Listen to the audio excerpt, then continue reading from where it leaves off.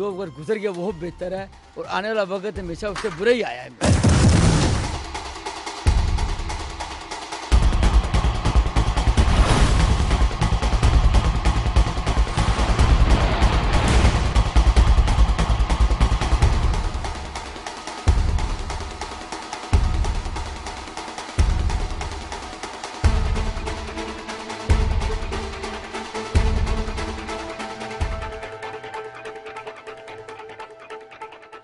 दो 2012 का सूरज तुलू हो रहा है, लेकिन कुछ सवाल ऐसे हैं जो आज भी अपने जवाब की तलाश में हैं। क्या इस नए साल में लोड शेडिंग के अंधेरे कम होंगे? सीएनजी के लिए लगी कतारों में कमी आएगी? पाकिस्तान में अमनो अमान और खुशहाली होगी? मईशत को इस्तेहकाम नसीब होगा? किसका सितारा चमकेगा और किसका डूबेगा?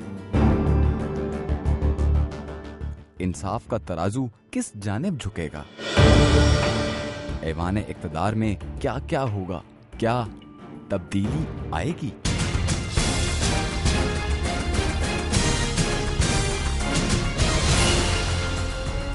जाने कैसा होगा 2012। 2012 में क्या बोले, जो 2011 में 10 में 8 में क्या अच्छा हुआ है। उम्मीद होना चाहिए इंसान को। अल्लाह से हम दुआ करते हैं कि कुछ बेहतरी आ जाए हमारे मुल्क के अंदर। I want change in Pakistan.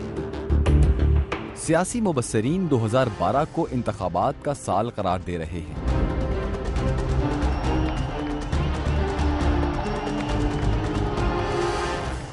मुल्क की सियासी फिजा में हलचल है। सियासी जमातों के जलसे जलूस जोरों शोर से हो रहे हैं।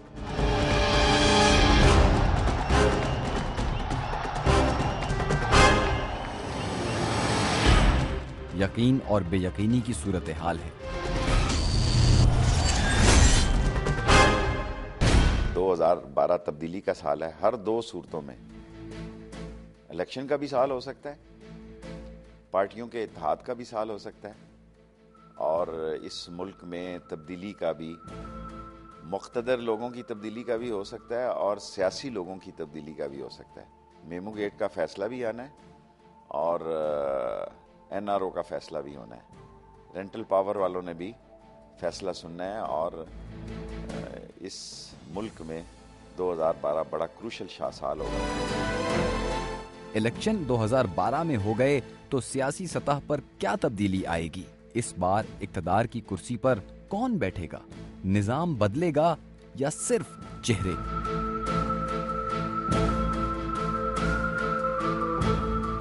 आजमाए हुओं को दोबारा आजमाया जाएगा या फिर नए चेहरे सामने आएंगे? लगता तो यही है कि एक चेहरे पर कई चेहरे सजाने वाले चेहरे बदल बदल कर सामने आएंगे।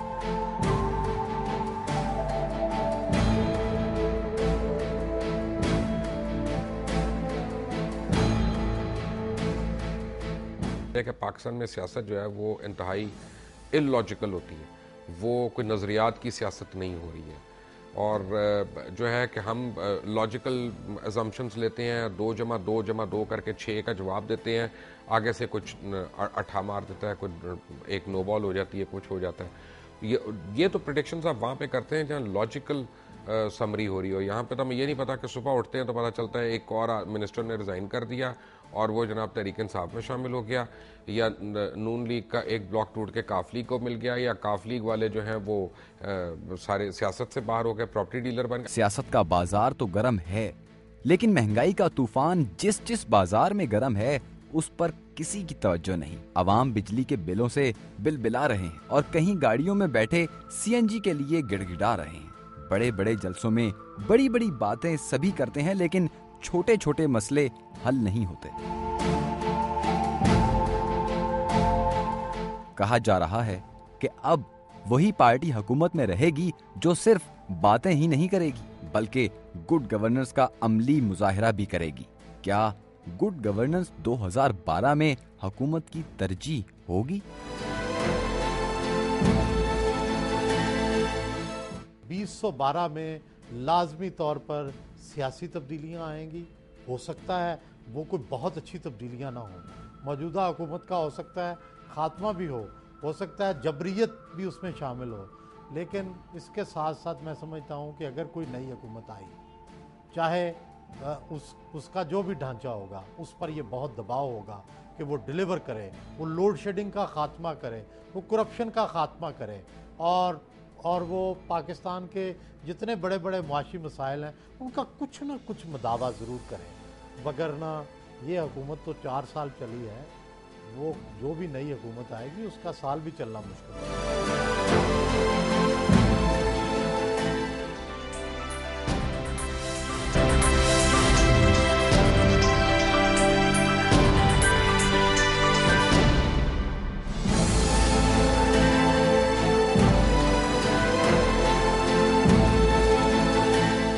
पाकिस्तान के मुआशी हालात भी सियासी हालात से मुख्तलिफ नहीं। तमाम बड़े इदारे बहरान का शिकार हैं। PIA, रेलवे, वापडा सफेद हाथी बन गए हैं।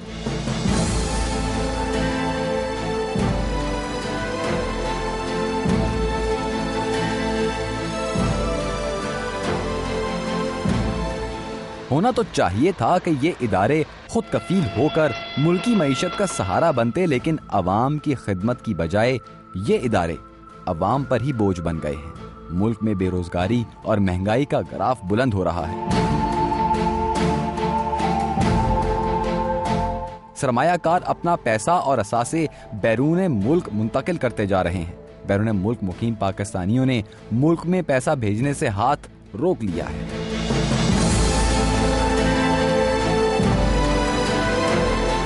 बिजली और गैस की लोड शेडिंग ने मईशत का पहिया जाम कर दिया है।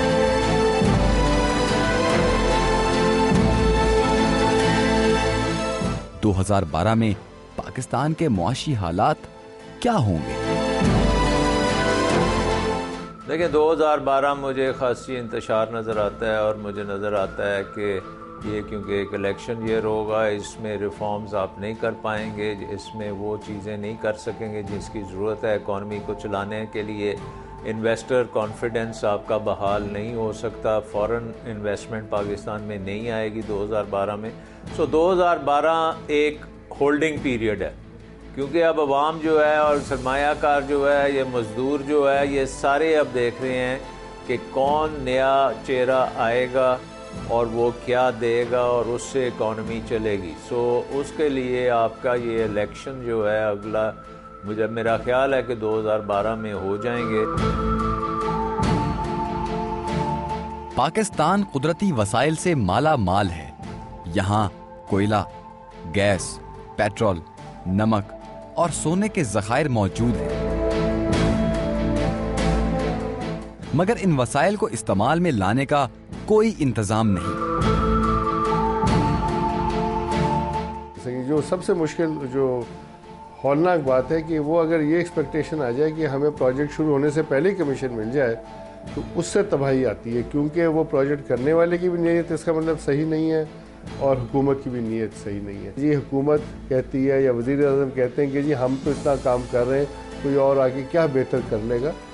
तो खुदारा बिठाएं, एक्सपर्ट्स को पूछें और उनको जो काम डिलीवरी कर सकते हैं, ना कि ये कि आप उन्हीं लोगों पे वही चक्कर में फंसे हुए हैं और वो जो काम आपने देख लिया। मैं हमेशा ये कहता हूँ कि those that are part of the problem can not be part of the solution. Pakistan की मुआशी तरक्की हमेशा सियासी और जाती मफादात की भेंट चढ़ती रही।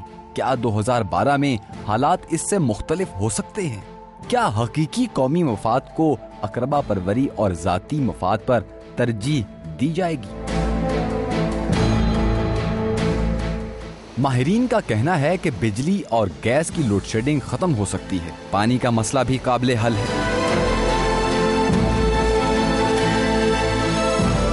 देखें, इस वक्त ब्राज़ील जो है वो अमेज़न रिवर के ऊपर डैम पे डैम बना रहा है और अल्लाह ताला ने हमें इंदस रिवर दिया है जिसमें भी बेशुमार पानी आता है और उसमें हमने कोई डैम नहीं बनाया और आपस में लड़ते गए हैं और हमारे पानी के ऊपर इंडिया डैम बना रहा है। तो खुदा के वास्ते कोई अक्ल करो अपने घर को संभालो, भाइयों की तरह रहो, और ये डैम बनाओ और बिजली बनाओ और पानी के साथ खुराक बनाओ और इस मुल्क से गुर्बत को ख़त्म करो। –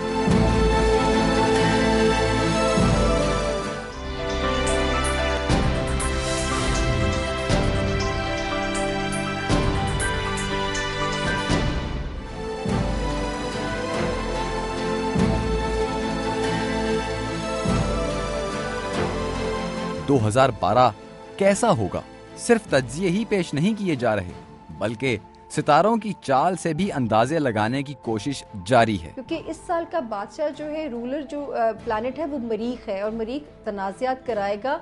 मरीख क्योंकि रेट्रोगेशन में भी जा रहा है, बल्कि इस साल जो अहम अफ़गानिस्तान के सदर, पाकिस्तान के सदर और अमेरिका के सदर तीनों बहुत ख़तरे में। 2012 इन तीनों से दूर के लिए अच्छा नहीं है। तो ये एक जिद्दोजहद का सफ़र है। इसके 2 सितंबर 2012 तक का जो वक्त है वो रैपिड चेंजेस का साल है। स्पेशली इस जनवरी के आखिर से अभी आपको लगेगा कि धूल थोड़ी सी जो है वो बैठ गई है और हालात सेटल होते जा रहे हैं, ऐसा नहीं होगा। 24 जनवरी से अप्रैल के दौरान आप फिर देखेंगे कि फिर एक इंस्टेंट तब्दीलियों का वक्त शुरू हो जाएगा।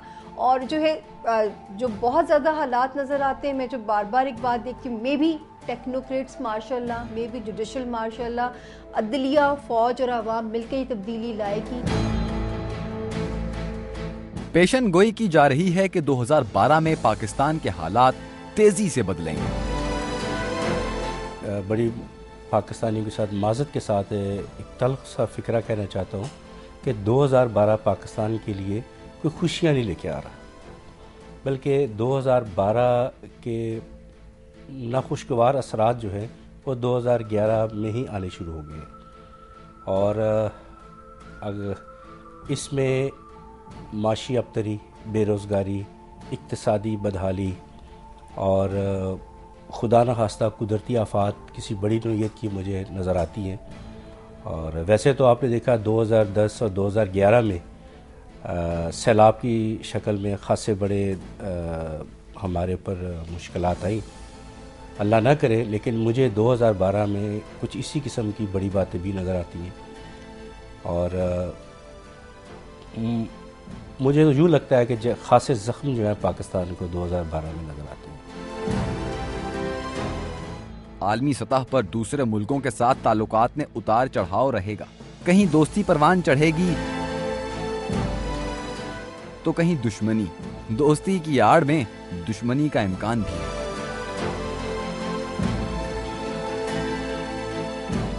ताकतवर और कमज़ोर का कोई रिश्ता नहीं होता, मजबूरी होती है कमज़ोर की। ख़जाना बहुत कमज़ोर है, हमने दिफा को भी मेंटेन करना है और ख़ारजा पॉलिसी आज़ाद नहीं बन सकती जब तक कि ख़जाना जो है मजबूत ना हो।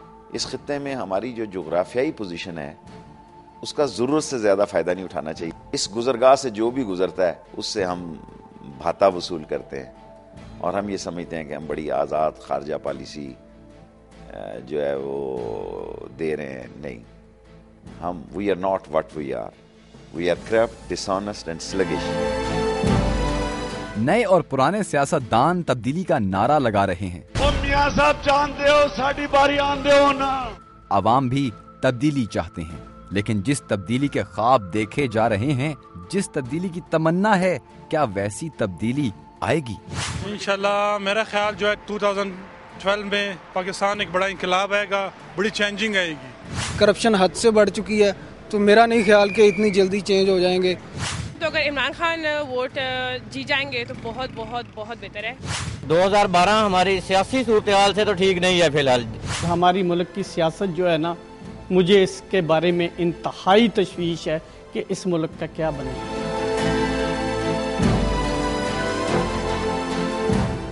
तब्दीली की जरूरत सिर्फ हुकूमती सतह पर है या अवाम को भी इस अमल से गुजरने की जरूरत है? हमारा वोटर भी जो है वो को नजरियाती वोटर शायद नहीं है, यानी करप्शन ख़त्म नहीं करना चाहता। मैं समझता हूँ पाकिस्तान में कोई करप्शन नहीं ख़त्म करना चाहता। उसका एक बहुत बड़ा एग्जांपल जमशेद दस्ती है। जमशेद दस्ती के ऊपर पाकिस्तान का कोई चैनल, कोई अखबार, कोई ऐसा तज्जिया निगाह नहीं है जो तबर्रा नहीं कर सकता था और उसने ना किया हो। सुप्रीम कोर्ट ऑफ पाकिस्तान ने कहा कि ये करप्शन के जरिए यहाँ पे इस इलेक्शन को जीते हैं। और जब वो बाई इलेक्शन में दोबारा उसी पार्टी ने, पाकिस्तान की सबसे बड़ी पॉलिटिकल जमात ने, और जो फेडरेशन को रिप्रेजेंट करती है, उसी ने उसको नॉमिनेट किया और 53,000 वोट लेके वो आदमी एक थम्पिंग मेजॉरिटी के साथ जीत गया। तो आप मुझे बता लें, कन्विंस कर लें कि जी पाकिस्तान में लोग करप्शन का खात्मा चाहते हैं। मेरा ख्याल है हम करप्शन का खात्मा चाहते हैं जब दूसरे की ज़ात उसमें शामिल हो, अपनी ज़ात के ऊपर से हम करप्शन का खात्मा नहीं चाहते। तब्दीली की बात हर कोई करता है, लेकिन तब्दीली के लिए अमली कोशिश नहीं की जाती। तब्दीली का अमल 1 या 2 साल का नहीं, इसके लिए कई बरस दरकार हैं और शायद कई सदियां भी। देखिए, कौम ने तो भुट्टो से भी इसी तरह की होप लगाई थी। खुदा करे ये एक होप है, लेकिन एक चीज जो इमरान खान ने बहुत जबरदस्त की है कि नौजवान को मुतहरक कर दिया। ये घरों में बैठे रहते थे सुस्ती के मारे, ये नौजवान मुतहरक हो गया, ये वोट डालने नहीं जाता था और पहली दफा ये एज ए पावर पॉलिटिक्स में या इलेक्शन कॉन्स्टिट्यूंसी पॉलिटिक्स में ये अपना कलीदी किरदार अदा कर रहा है, which is a very good sign. इससे पहले किसी पार्टी ने नौजवान को मुतहरक नहीं किया। नौजवान को एक चमक और जोश और वलवला इमरान खान की नज़र में आया है। दुआ करें वो ये मायूस ना हो जाएं। तब्दीली का अमल नेक नियति, मजबूत इरादे, मुसलसल मेहनत और जिद्दोजहद का मुतकाजी है। वही कौमें तरक्की करती हैं जो अपनी गलतियों का एतराफ और अपने मसाइल का इदराक करके इनसे निकलने की कोशिश करती हैं। नया साल तो आने वाला है।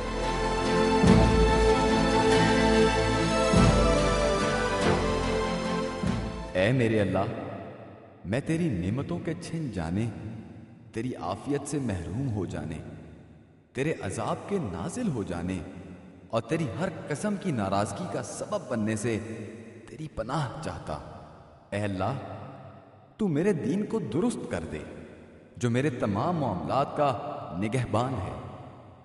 मेरी दुनिया को बेहतर कर दे जिसमें मेरा जीना है और मेरी आखिरत संवार दे जहां मुझे लौट के जाना है, और जिंदगी को मेरे लिए हर किस्म की भलाई से भर दे और मौत को मेरे लिए हर किस्म की बुराई से राहत का सबब बना दे। आमीन।